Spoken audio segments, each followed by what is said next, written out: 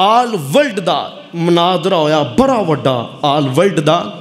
جدے اندر یہودی عیسائی تے ہندو تے مسلمان 4 گروپ بیٹھے نے 4 قسم دے گروپ اس دے اندر بیٹھے نے سارے اپنا اپنا موقف بیان کر دینے پہ سارے اپنی اپنی باتاں بیان کر دینے پہ مسلمان دیواری آئی مسلمان کہنے لگا یار ویکھو یہودی آندے نے اسی جنتی ہیں عیسائی آندے نے اسی جنتی ہیں لیکن ساڈا موقف ہے جے یہودی جنت چلے گئے پھر اسی بھی جنت جانا ہے انہاں آکھیا وہ کیویں کہنے لگے یہودی جناب موسیٰ علیہ السلام نو ماندے نے انہاں دی کتاب نو ماندے نے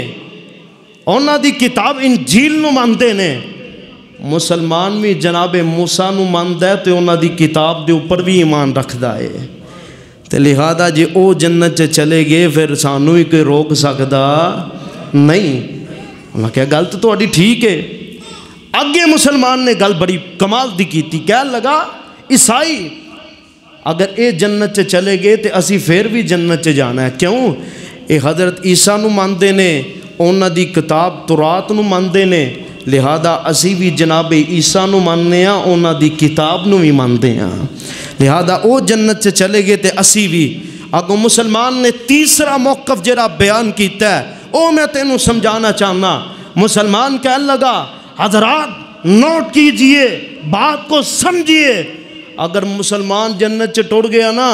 پھر تسی سارے پیچھے رہے ہیں نا انہاں کہو کہ میں آندے نے